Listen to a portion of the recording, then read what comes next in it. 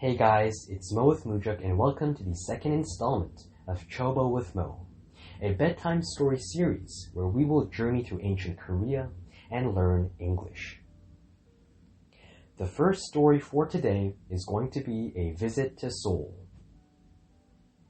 Some hundreds of years ago, a young scholar who lived in a remote village married a woman from Gwacheon. After the wedding ceremony, he went to live with the bride's family. His father, worried about his son, said to him, "There is only one hill separating Gwacheon and Seoul. When you arrive in Gwacheon, you must take care never to visit Seoul." "Why not, father?" the young scholar asked. "If you set eyes on a bustling, flourishing capital city, your mind will become unstable and you will be unable to concentrate on your studies. Please promise that you will remember this." The scholar was a devoted son, and he always did whatever his father asked of him. Therefore, he promised that he would follow his instructions and left for his wife's house. After he had been living there for some time, however, it occurred to him that it would be a shame not to go and visit Seoul, since it was so close by. He felt that if he did not go and see Seoul then, he would be unlikely to have the chance to do so in the future. Therefore, in spite of his father's advice, he climbed over the hill and made his way to Seoul. Once on the other side, however, he felt so uncomfortable going against his father's wishes that he turned back to Gwacheon after reaching the south gate. When he returned to his wife's house, however, he reasoned with himself that it would be acceptable for him to go to Seoul provided that he could keep it a secret from his father. Again, on the next day, he made his way as far as the south gate. However, he again remembered what his father had said to him, and being unable to pass further, went back to his wife's house. He repeated this several times, going to the south gate in the morning, and then returning to Gwacheon. A soldier on guard at the gate thought the scholar's action suspicious and reported him to the authorities. He was arrested and interrogated by the head of the police. "Why do you appear at the south gate every day? What are you planning to do?" The timid scholar replied in a faltering voice, "I recently moved to Gwacheon after getting married and had never been so close to Seoul before. It was my father's words that made me behave in this way." "Your father's words? Explain what you mean." The scholar related the whole story and begged the officer to pardon him. "Since I can neither break my promise to my father nor abandon my wish to see Seoul, I walked back and forth in front of the south gate every day." The officer saw that the scholar was a devoted son and said, "Unless you yourself had told your father, nobody would have known about your coming to Seoul.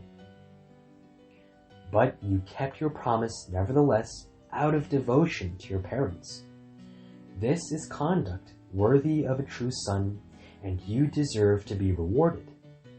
Since you are already in Seoul, please take the opportunity to see the city and then go back to your hometown."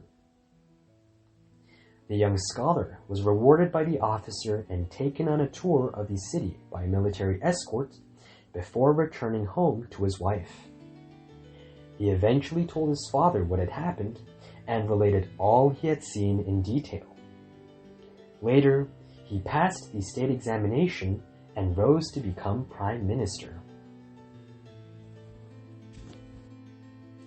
The second story for today is going to be My Mother's Troubles. Once in a village, there lived a lazy delinquent. Having lost his father at a young age, he had been raised by his widowed mother and had started to go astray early on in life. He never listened to his mother's words and was always causing mischief and disturbing the lives of the villagers.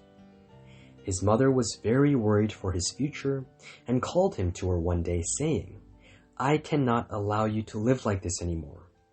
Fortunately, I have heard that there is a scholar of some reputation who is now living in the village. You must go and study under him." The mother took her son to see the scholar. At first, the scholar tried to teach him to study books and teachings of the sages. However, the boy showed no signs of progress. One day, the scholar said to him, "The weather today is very hot. On a day like this, the best thing for us to do is to find a stream where we can bathe our feet. Also, we can eat watermelon and gold melon, having cooled them in the stream. Let us go now." The excited student rushed to get ready. The teacher told the boy to take the fruit, giving him a large watermelon and 10 gold melons to carry. Pleased to be going on a trip, the student held tightly onto them and hurried on his way. But before they had walked 1 mahjong, about 400 meters, the boy began to sweat in the summer heat. His steps became unsteady, and he was on the verge of falling over.